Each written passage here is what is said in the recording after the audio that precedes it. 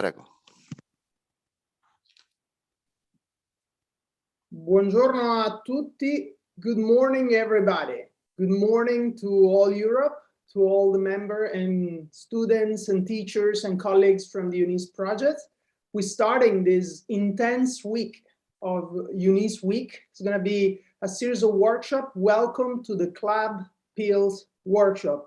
This is the Contamination Lab Pills. Is one of the 3 parallel sessions you'll find today.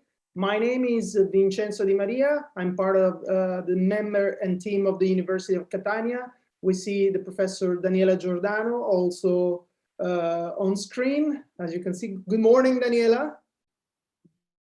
Good morning, everybody. Good morning, Vincenzo, and all the attendees of this workshop. We are having an early start, and I know some people are still joining. There are a lot of instructions for today's workshop. We're going to be working here on Zoom. We're going to be moving on an interactive digital whiteboard called Mural.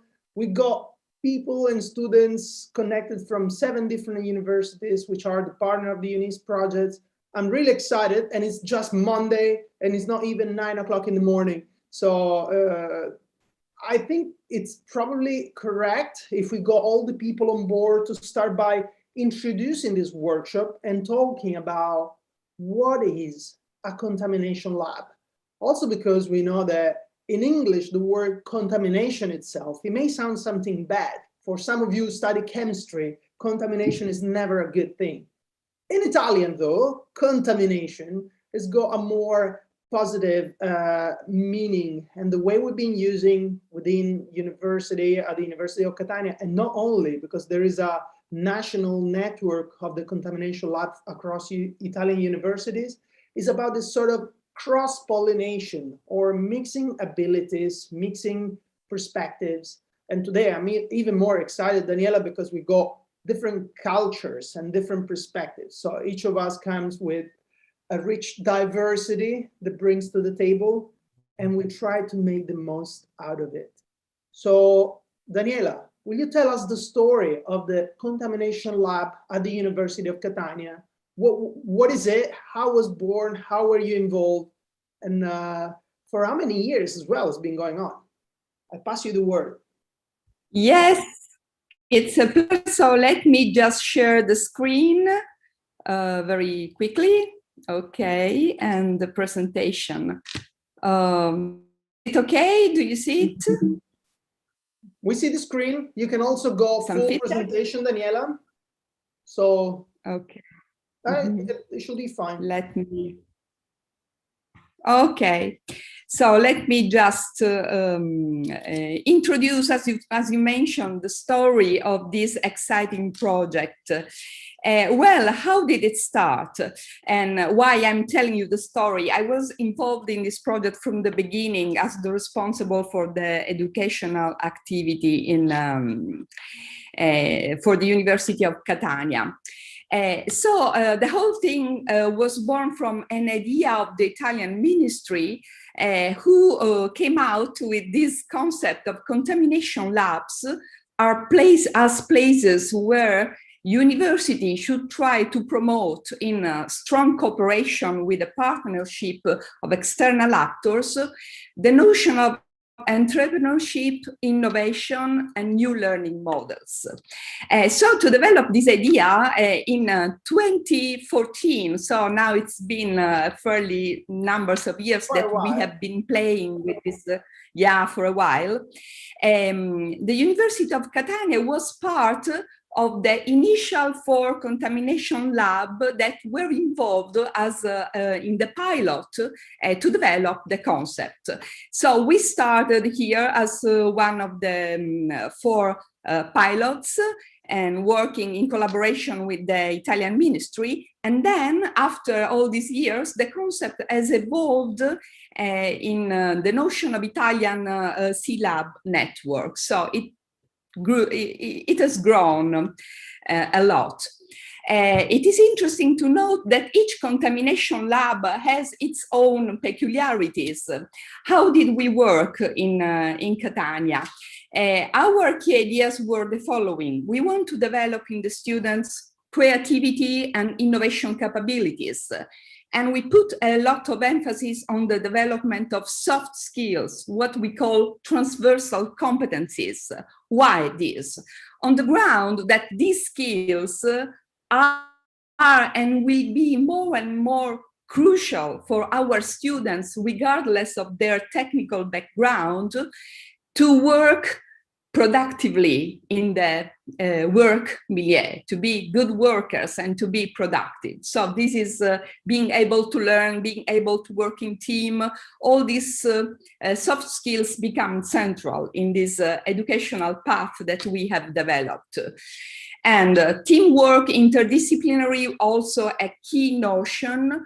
And at the end of this part, the whole point is that we want students having the tools to be able to transform an idea that can be a promising idea at the beginning into a project that may or may not have an entrepreneurship vocation.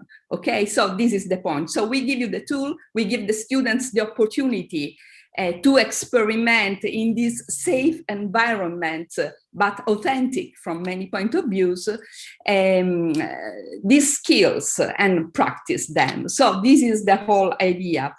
And how was it structured? The leading concept was that contamination, in the good sense, as Vincenzo mentioned before, needs to be developed, this cross-pollination, at 3 levels.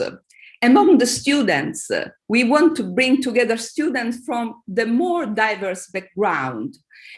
But this contamination has also to be enforced between academia, that sometimes tend to be a bit closed on its own boundaries, with what is outside, with the external environment, with the companies.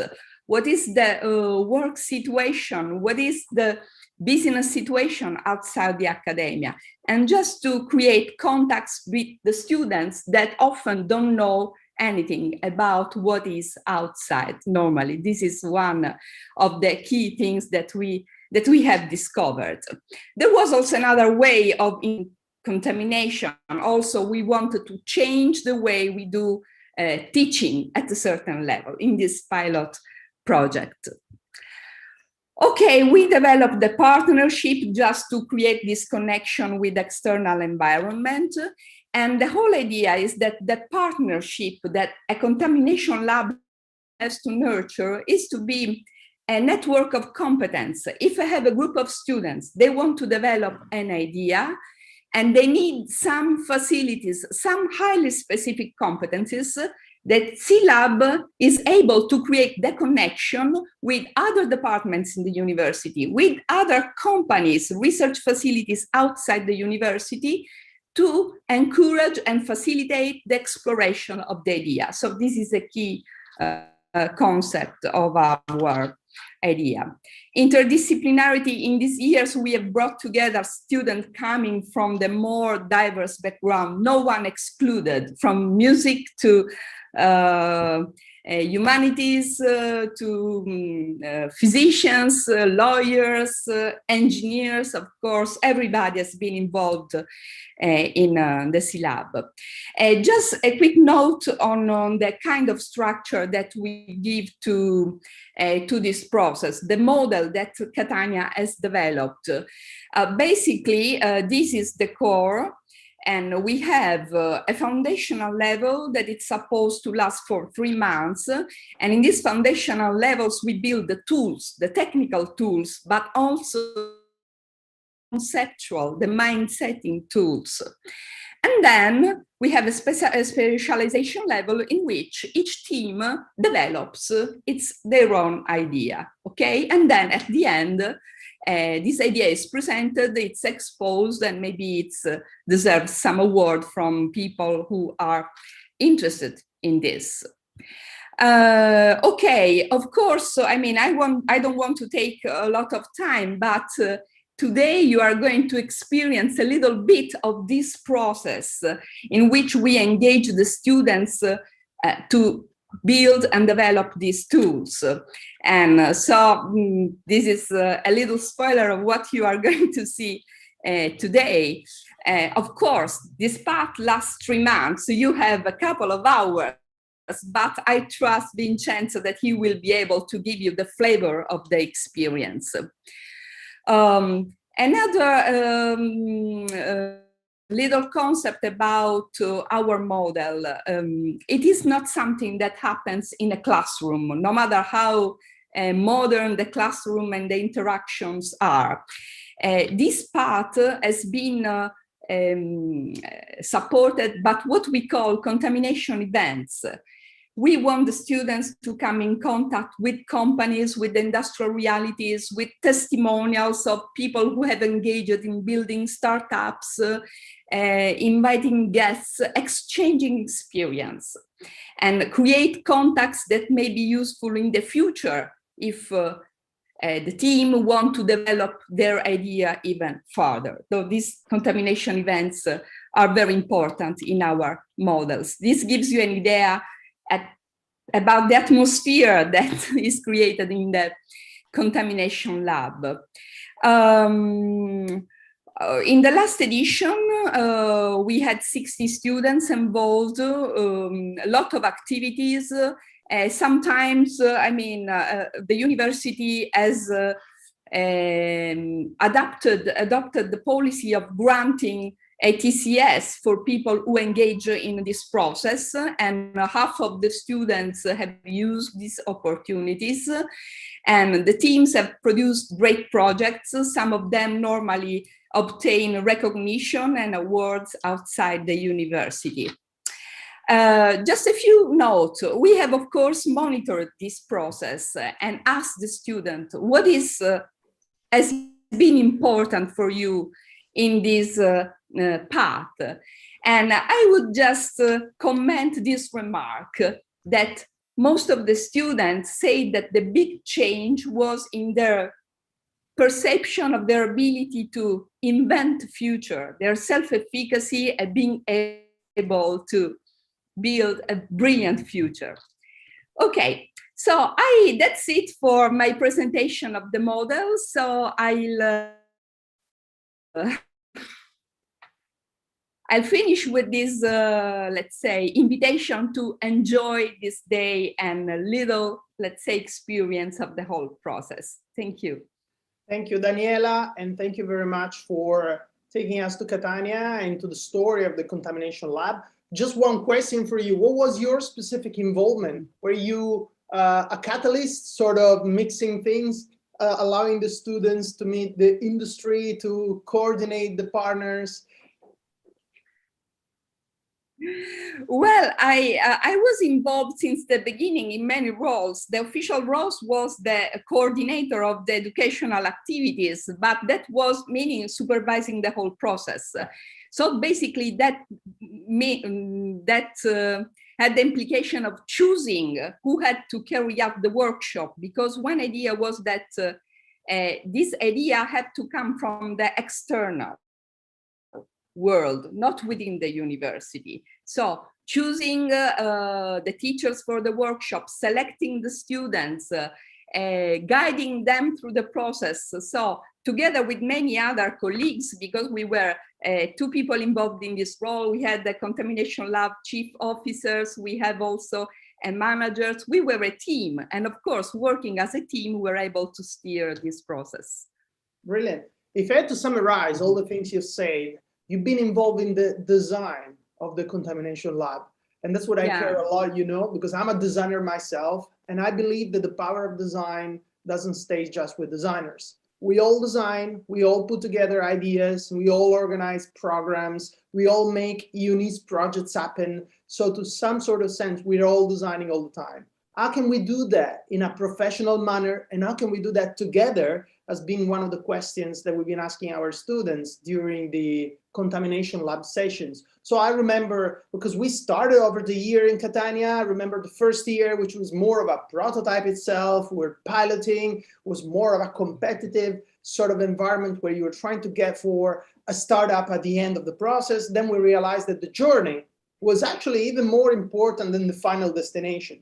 So the learning process and what all the students were getting out from this experience, and that's what you were saying before, mentioning about the ability of students actually to put in practice their ideas, to turn a shared thought into a tangible idea. That was the most important learning path for me as a teacher, as a tutor, as a facilitator. On the other hand, what I've seen the students progressing in.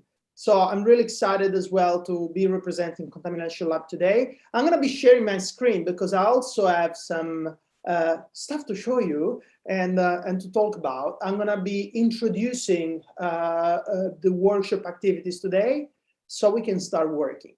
I hope we got all the students on board. I haven't seen the full list of participants. I've seen just about 15 participants now on the chat, but I guess we'll get more people now that it's 9 o'clock. Actually, it's 9:05. Right, I'm going to be sharing my screen, and that's what you should be seeing at the moment. Is that correct, Daniela? Okay. Yes. So let's start with the Contamination Lab Approach, which is what my colleague Daniela Giordano has already been introducing. The way we're going to conduct today, my name is, again, it's Vincenzo Di Maria, and I've been collaborating with the University of Catania over the past years. This workshop is brought to you in collaboration with UMons, so University in Mons, Belgium. So we connect in the south of Italy and the center of Europe in order to bring you the best of this workshop today. I'm going to have my colleagues, they're going to be highly involved during the breakout room sessions on Zoom, who are Claudia Busetto, Gaetano Ladelfa, who's also an ex-clubber. It means he went through the process himself and he matured through it. And then we go Céline Thiliou and David Lohr from UMons. They're going to be tutors in the sessions with the students. Professor Daniela Giordano has already introduced the concept of contamination lab and what is a contamination lab. As I was saying before, we're going from the slightly poisonly and deadly concept of contamination, which is something we're fighting in natural world against pollution, to a more sustainable and resilient way of talking about cross-pollination. It's only through collaboration that we can innovate. Actually, collaboration is it's a shared effort. We all need to innovate only by collaborating. Contamination Lab, it's a physical space, is a program within the university, but it's also a virtual space across university. If we're going for the network, the Italian universities have created throughout the Contamination Lab, is a way to keep sharing, to keep this sort of diversity of approaches and projects that came out year after year to connect and maybe to share insights and research about it. Let's remember that we're trying to bring the best of university academic research and the best from industry and external professional inputs into the program. So that's what the students have been involved with. There is the learning part, which of course is a big chunk, a big pillar of the Contamination Lab. How do you get training? How do you discover new skills? There is also a lot of mentoring of external people, people from inside the academia, inside the university. There is the making part, which makes a lab, a laboratory, a place where you can think with your hands, where you can take your ideas, build it, prototype it, and get feedback in the real world. That's what we call design. It's not just about thinking of an idea, but it's making that idea happen that counts the most. And then there's the sort of co-working. In Catania, we had different spaces because also the university in Catania is growing. So we got a different venue in the following years. There's always been places to actually to build where you can move around, where you can work in groups, where you can mix and shuffle things around. And that's what is important. As we're talking about Catania and Sicily, and as is already, we're still sort of in breakfast zone, I wanted to talk to you about the cassata approach, which I think is very relevant to the Contamination Lab. In Sicily, we have this heavy, rich, sweet, which is a cake. It's called cassata cake. It's got some sweet ricotta cheese inside it. But the story, the history on how this specific cake came to life is quite intriguing. You know, Sicily has been dominated by different population over the world in history. And we have the sort of sponge bread, sponge cake, which in Italy, we call it pan di Spagna, Spanish bread. Why we call it so? Because it came from the Spanish domination. So it's got this sort of layer all around, a sponge cake, which came from the Spanish domination, as well as the chocolate chips we put inside this cake, because at the same time that the Spaniards were in Sicily, they were also in the South America, and Mexican discovered chocolate, and they brought chocolate to the Mediterranean Sea. At that point, you had like sponge cake, chocolate chips, and we had this sugar and ricotta cheese mix, which comes from the Arabic sort of domination. And then we got the sort of candied fruits on top, which came from the French domination. So what I'm talking about here, I'm talking about excellence of Sicilian patisserie, which comes from cross-pollination or contamination of different dominations that the islands so around. So this sort of cassata approach is what we would like to bring today, as you come from different perspectives, from different cultural backgrounds, and each of you is going to bring a point of view and a tiny bit of excellence. It's only when these things come together that make it happen. Collaboration is not easy. It's not just about bringing a lot of people inside a room or inside a Zoom session and then magically it happens. In its process, in its open mind, in its the ability to see as well conflict as a resource for processes. It doesn't always go smooth. People are different, they think differently, so it's not easy to get people with different mindset and with different understanding of reality to agree on something or to come up with one idea that they share. So that's, let's not confuse the fact that we are enthusiastic about it to the fact that it's actually easy. It's not easy at all. A lot of people try to collaborate and fail. That's why we facilitate collaboration with processes. And that's what we're gonna be talking about. This is just a snapshot, as Daniela was showing, of what is the Contamination Lab feeling. In some of the session, apart from happy students with cardboard hats, this is an exercise we do taking inspiration from Edward de Bono, 6 Thinking Hats, which is a bestseller talking about how to run meetings or creative collaborative sessions by adopting a different mental model, and each hat has got a different meaning. I'm not gonna spoil or get into the detail, but thinking creatively, thinking about feasibility, thinking from a more research objective way, thinking as a facilitator. That's what we've been supporting our students to think like in different ways according to the different parts of the process we are approaching. Sometimes you need to be more empathic and trust your gut feelings. Some other time you need to be quite detached and objectives and look at facts, at data you have available as a researcher. So that's interesting for us to allow people not just to focus and sharp their own mental model, but actually open up and acknowledging that there are different ways of thinking according to the task you're trying to accomplish. In order to do this, we have to define a common language. As Daniela said, when you have people coming from agricultural studies, from psychology, from humanistic background, and then you get somebody from IT or from engineering. So you may have as well different interests or different languages. We have to define a common language and design thinking like a designer. That's what a common everybody. But what is design thinking? Because it's an iterative process.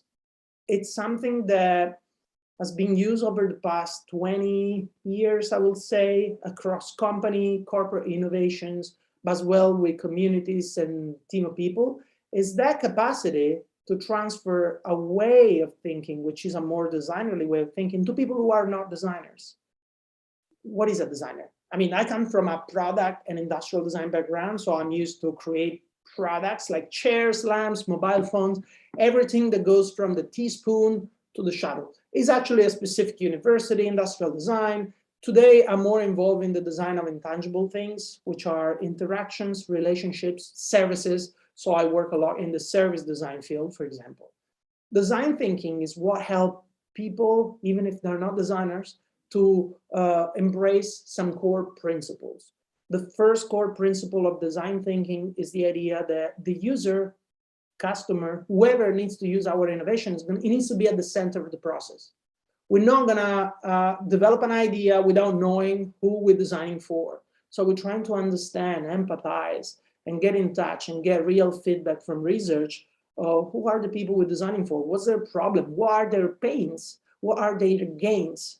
And in this sense, we try to build innovations in response of real life problems. We're not inventing or coming up with random ideas or trying to save the world. We're trying to get very specific about what is the problem we're trying to solve, who is experiencing this problem, in what context, at what time of the day, the week, how is this causing them a pain, and what will make them feel better. And at that point, we start thinking about what else can come out.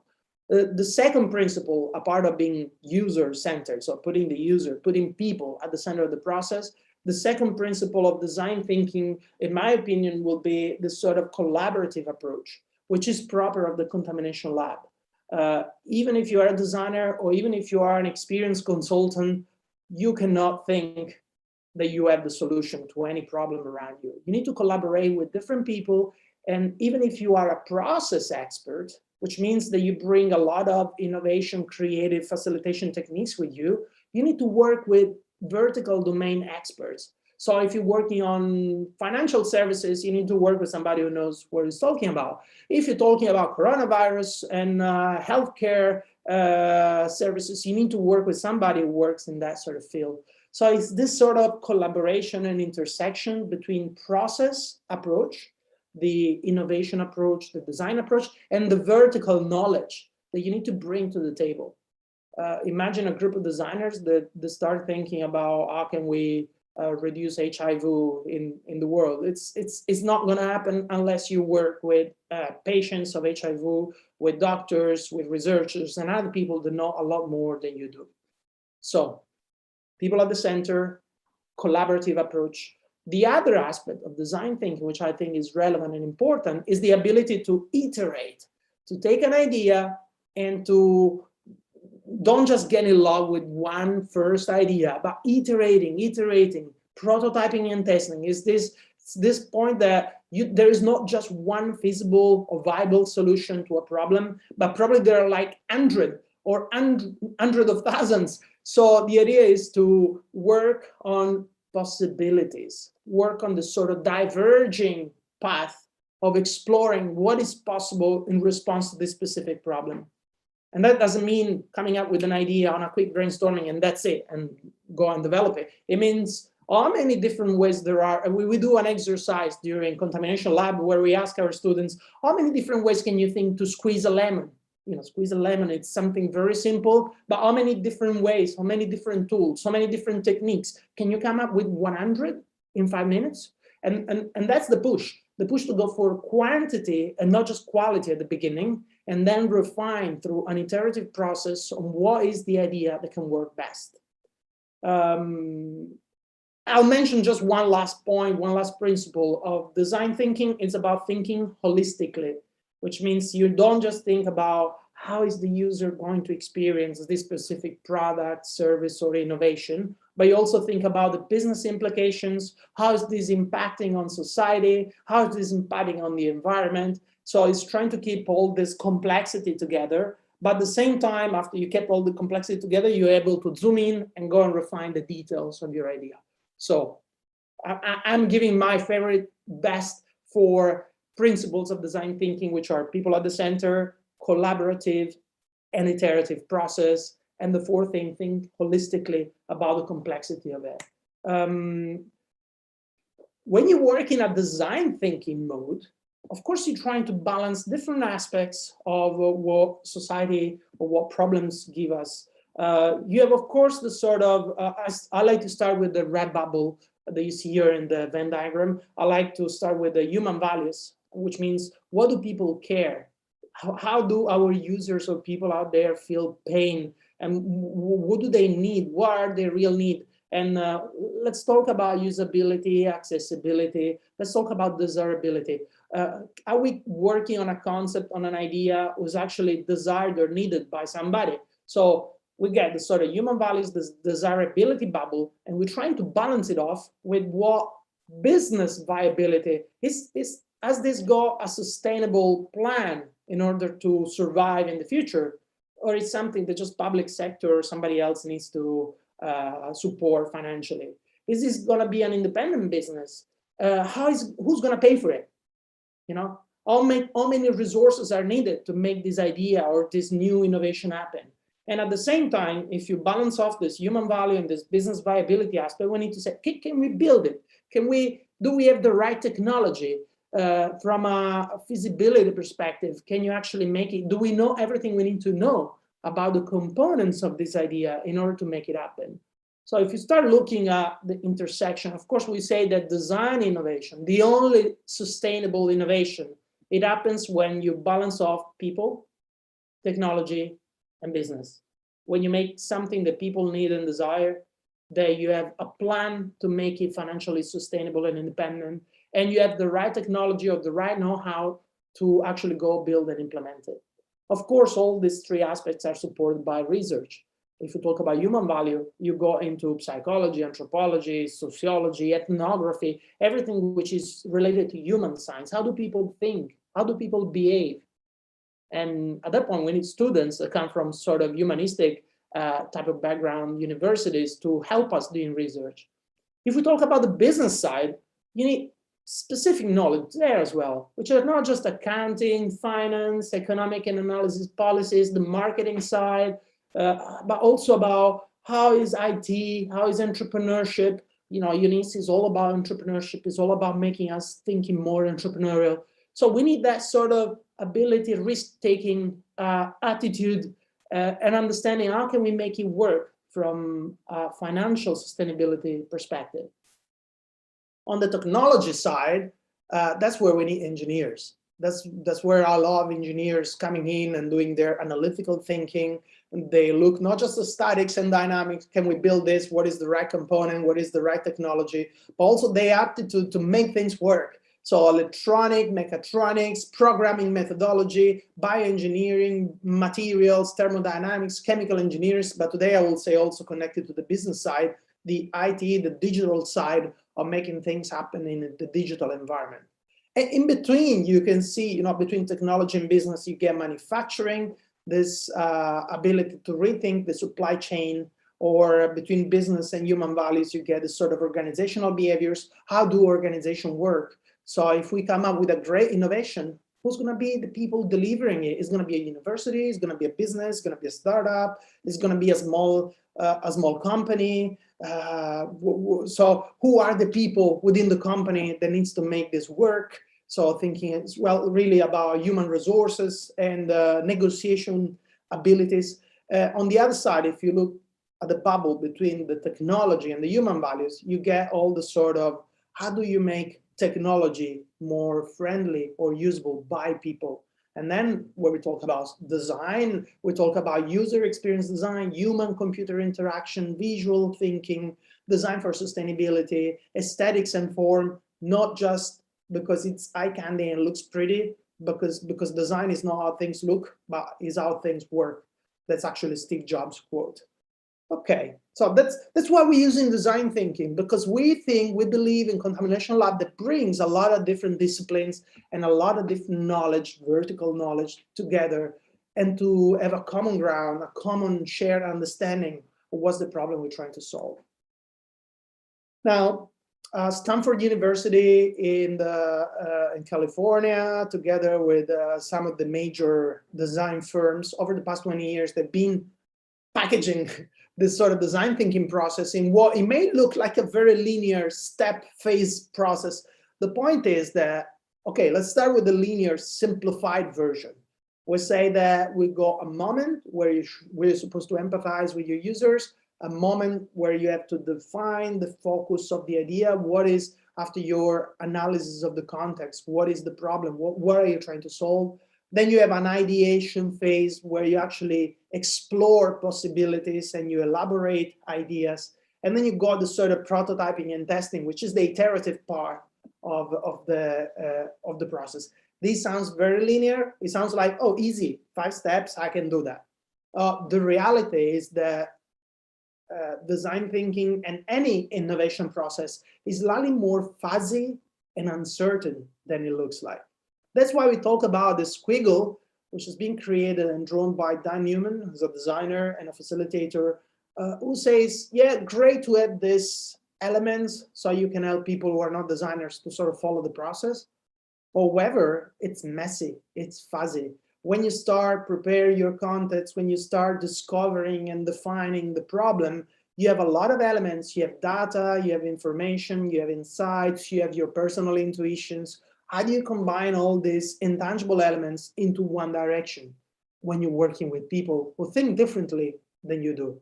At that point, that's where you start your ideation process, and maybe you go towards a slightly more certain path, which is this idea of creating a concept, prototype, refine, and iterate it.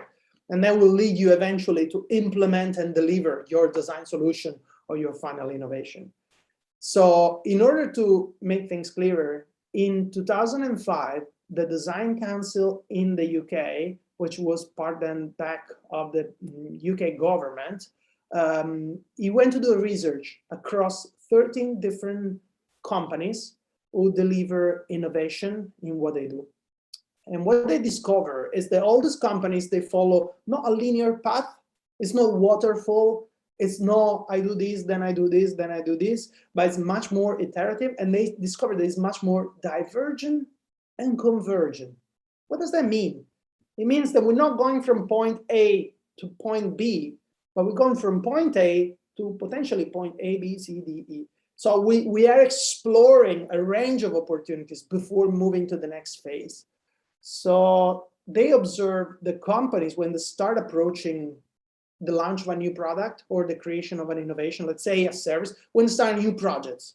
All these companies, they were doing a bit of focus on the initial problem. The problem wasn't completely defined, and they were going towards a divergent phase, which is called discovery, which is this idea of learning about the context, learning about the people in that context, learning about the problem we're trying to solve.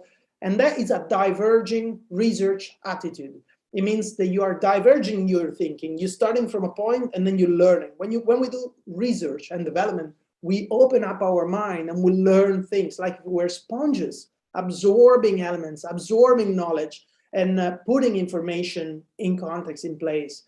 At that point, when we are full and rich of knowledge, when our notebooks and our walls are covered with post-it notes, we start saying, okay, what do we learn from this experience? What do we learn from this research phase? How can we redefine the problem that we had at the beginning into something more specific? And that's where a slightly more converging, define phase starts. So we've done our discovery, we move towards define and redefine and reframe the problem. That's where analytical thinking is good. And that's why it's convergent, is get different people to look at things from an objective perspective and say, okay, what do we learn? What is important? What is relevant? What is a priority? And can we take a point of view? Can we actually narrow down the big challenge we had at the beginning into something more meaningful and approachable? Can we slice the elephant and look at one piece of the problem at a time? And that's what we do. And we get to the middle of this sort of diagram that you see here, and as you get a problem definition, that's where you can start brainstorming. That's another demystification of the creative process. We don't just go start brainstorming creatively. We do a lot of research and analysis and analytical thinking before start brainstorming. To run a brainstorming generative session, you need to have the right question. If you don't have the right question in the room or attached to the wall, or if you don't have that, it's hard to solve the problem.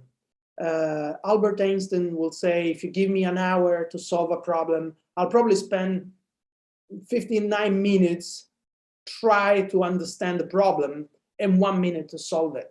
So the creative process is not just about generating random ideas, but it's really about understanding the problem you're trying to solve. Let's go back to this diagram from the UK Design Council. They say after you define the problem, you can start developing potential solution. And that's where you go again, you open on a diverging mode. You open your mind and say, okay, how many different ways there are to solve this problem?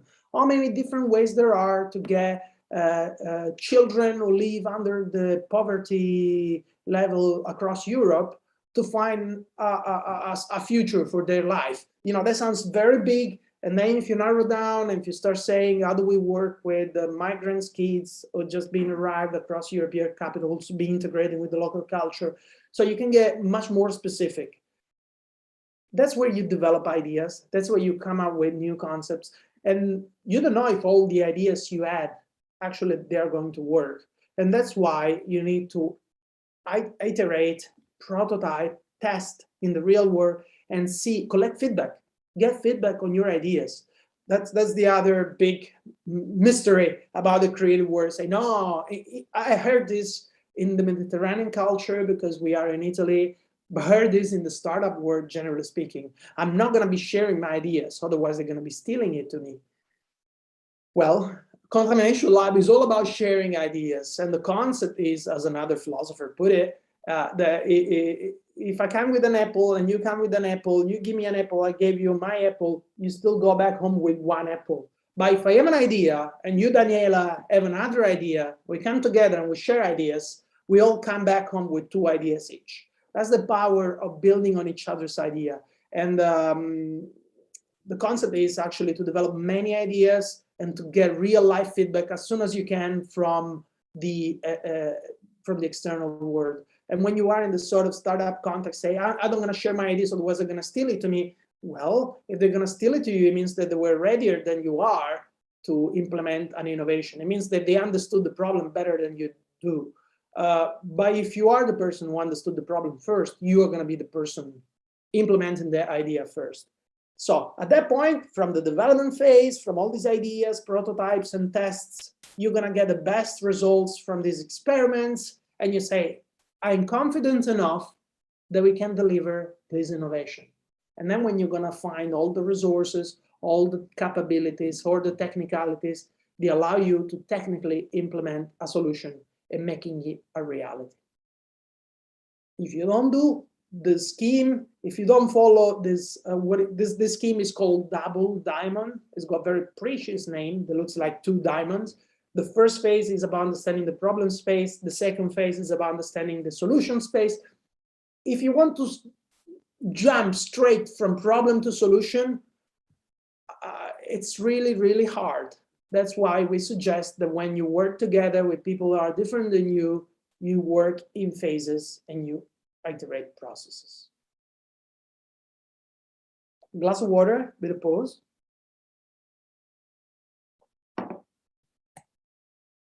Now, I'm going to be sharing this board, the material that you've seen, because I'm pinpointing here some resources where you individually, I believe in this long life learning process. So I believe that probably some of you know some of the stuff I'm talking about. Some of you may be curious and want to go deeper. So I'm putting here some resources, and when you can click on this board and go and find resources on how can you learn more about design thinking. But today is not just about design thinking. It's also about the concept of open innovation and open space technology. What are these strange words? Open innovation is that process that allows companies and organizations to open up beyond their research and development phase, and maybe they have a department where they explore innovation and they say, hey, maybe we don't have all the knowledge that we need.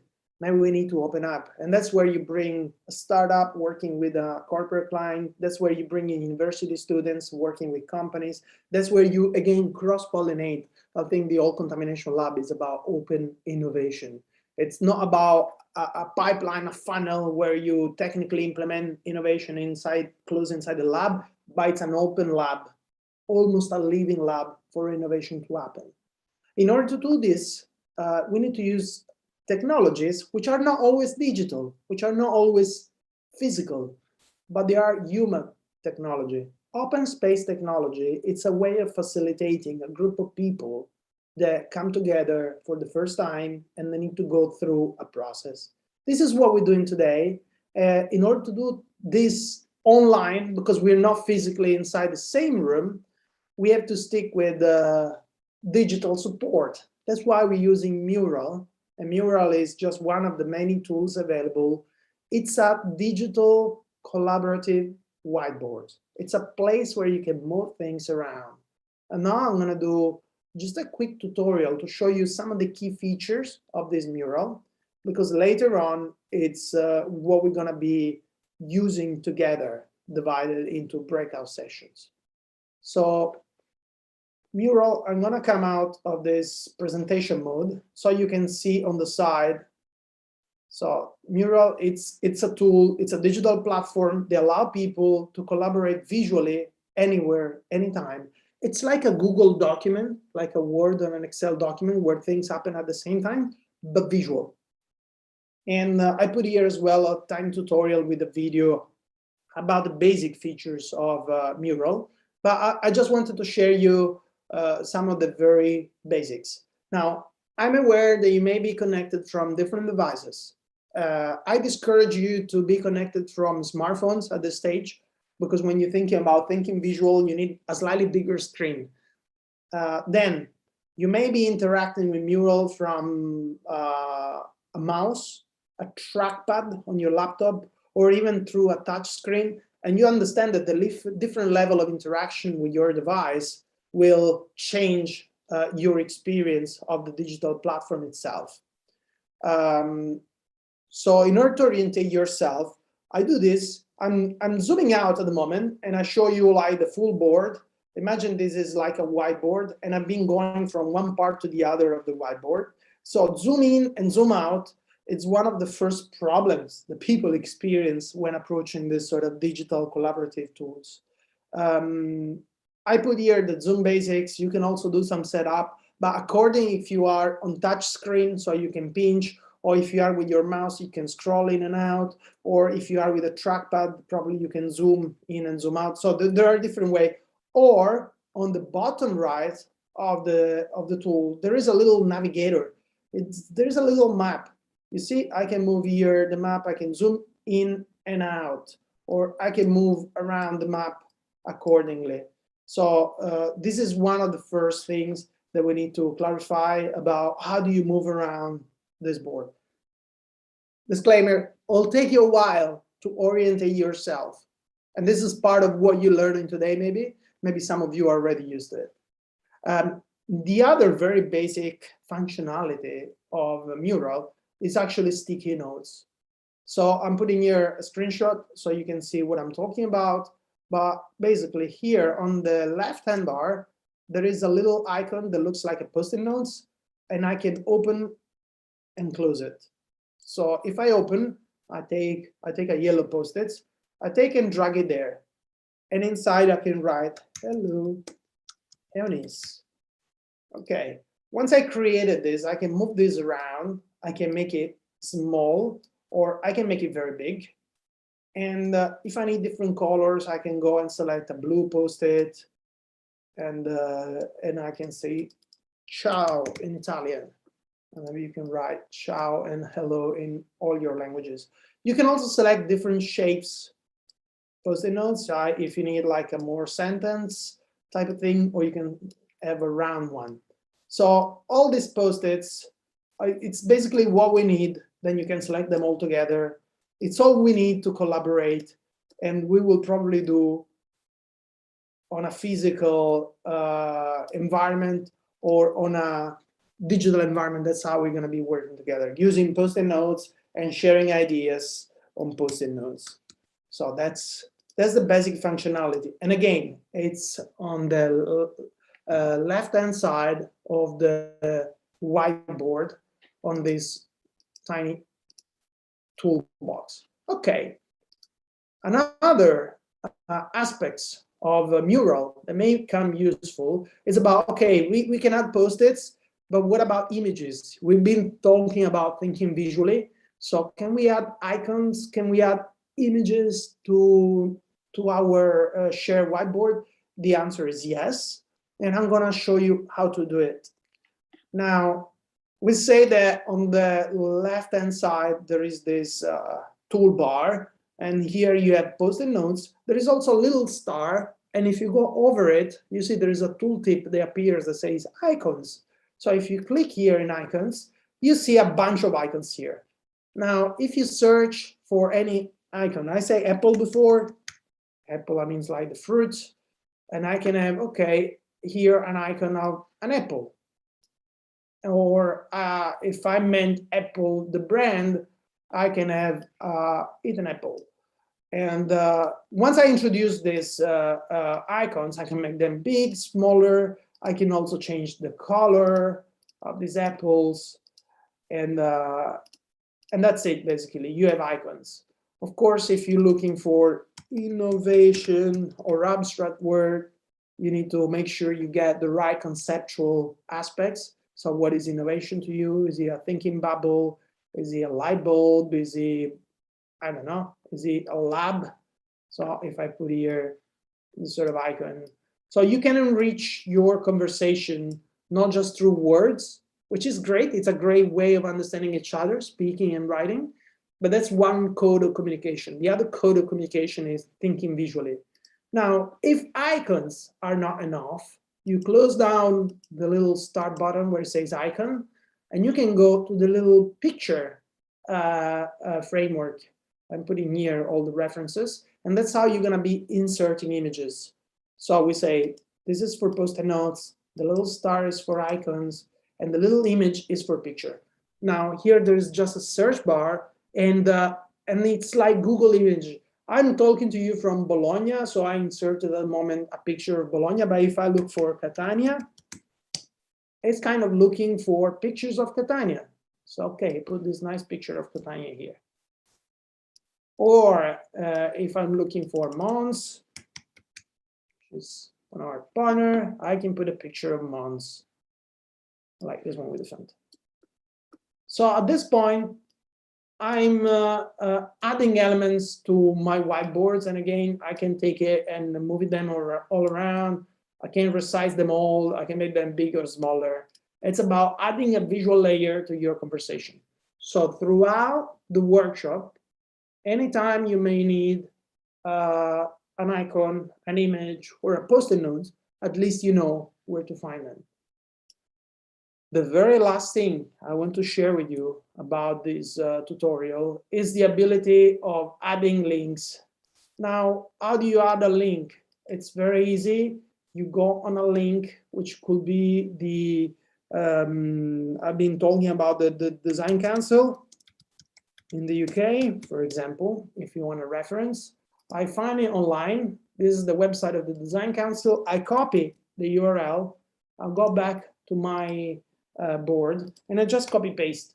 If you copy paste a link of any design resource on your mural board, it will create a little description. And then if you double click, for example, here I put like the Italian Contamination Lab Network, the concept of Wikipedia that's talking about innovation, and I put like the website of the UNICT project. If you double click on this, it'll take you straight back to the website. Not found. That's, I love it. I love the part. So just change the website. Okay, this is not working. Let's put amazing. Okay, so that's it in terms of tutorial of this platform. I know you may have questions. I know that may sound new to you. That's why we got tutors in the different sessions. But I see connected my colleague Claudia at this stage. And Claudia, can you hear us properly? I can hear you. Can you hear me? Great. I'm going to move to from the sort of long mural tutorial, an introduction about design thinking and open innovation, to the design challenges that we have for today's process and workshop. So I'll let you to explain them because there are 4 of them, and we're gonna go one by one. Should we start with the first one? Yeah. So we have 4 challenges today, which are broad enough. You can see we choose to design challenges in this way for 3 main reasons. First, okay, no, we can go from challenge one by one. Okay. Then later I will explain why they're designed so well. So the challenge number 1 is how might we make women feel safer in public urban spaces? So women or female people, like how can we help women or help the context to be safer for women in public urban spaces? So you can relate to different kind of space in cities. Challenge number 2 is, Vincenzo? Yes. How might we encourage flatmates to reduce food waste? So We are talking to people living together, not because they are a family, but because they share an apartment. And we are, as you can see, they are beating each other. So that. And we are talking about sustainability. So how can we encourage those people that maybe are are already involved into sustainability issues to do it better? So to reduce food waste while living together. So going to supermarket, shopping in different moments of their day, and maybe sharing a fridge or a pantry, or how can we encourage them to do this way? Challenge number 3 is how might we support college students like you managing their money? So this is how you can relate to different way of managing your money. It can be, how can we support students and save better their money, their amount monthly that they have to spend in books or food or bills or whatever. Or it can be related to how to grab discounts, special offers, or how to administrate money in a better way, or some other ideas. So there is not one only point of view to see this challenge like others.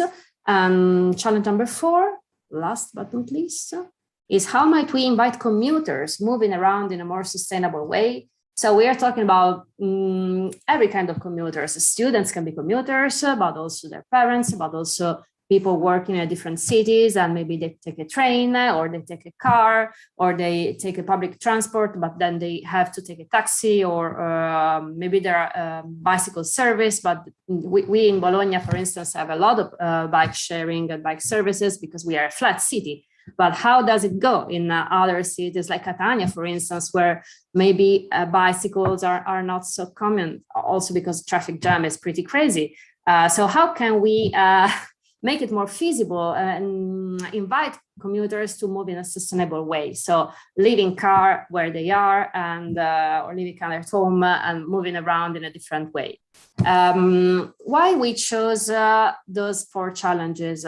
They are broad enough to be relatable to your personal experience, or to the personal experience of someone that you might know. Like if you are a woman, or if you know a woman that had some trouble about public safety in public spaces, you for sure are college students. So maybe you can relate to your personal experience in how do I manage my money. Food wasting is a topic that involves all of us as citizens. So maybe some of you are flatmates, or maybe some of you know someone who are flatmates. So, and also for the last commuters, maybe some of you are already commuting or going to university, or maybe you know some people who are commuting. We thought that since there is no time to do proper research, it was a good idea to give you some topics you can discuss among yourself. You can relate to your personal experiences. So you can grab some, you can find some insight from your personal experience, or from some real experience of the world, of the people you know. Second, there are broad enough those challenges to gain not just one point of view. You can relate to this challenge from multiple points of view. For instance, safety can be related to avoid harassment, but also protect my belongings. And as I was saying, managing money can be related to save money, to save the administrate savings, but also how can I find better discounts for the service or the products I need. So you can choose different point of views in approaching those challenges. You can focus on different levels. For each of these challenges, you can relate to a specific aspect, because these challenges are broad. We are not inviting you to solve the whole problem of violence or safety in the public spaces, but you can concentrate on something that you find interesting. A little problem, a little chunk of the problem inside a bigger problem. And you can relate in multiple ways, like you can focus on, okay, we can just imagine a product to help in this condition, these people to obtain this achievement, or we can imagine a service, like something that I can pay for and that can help me in doing this way. Or you can also relate to the legal framework. Like for all of this, we can imagine about the municipality. What can a legal framework can do? How can we manage this problem if we are institutions, so acting not as producers, designers, but involving other stakeholders. So they're broad enough to let you explore multiple ways and multiple disciplines to help. And what you're saying, Claudia, is important. Mm-hmm. I mean, you may think, I don't know anything about this challenge myself, but you bring your experience as a person and your professional experience as a student. So if you come in with a hat of an engineer, or if you come in with a hat of a psychologist, or if you come in with a hat of something else, you know, you're going to bring a perspective and you're going to bring your personal experience. And that's what is probably the most important ingredient of the whole workshop. It's not us talking, but it's about what you bring to the table. Claudia, what are we going to do with these challenges? You want to talk a bit about the structure of the workshop? Yeah, can you share with me the part of the structure? Yes. Okay, yes, it is. Okay, the macro, it is right there. The macro structure here.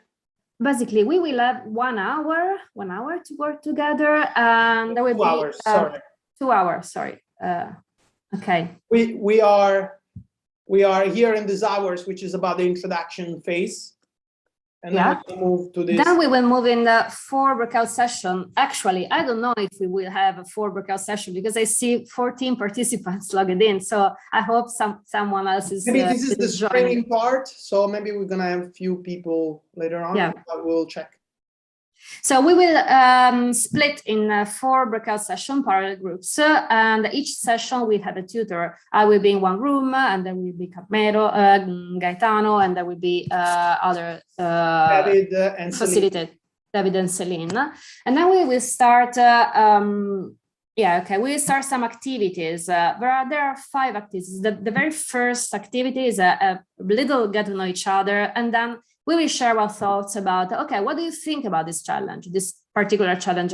Have we ever heard about some project that is trying to solve the specific challenge we're working on?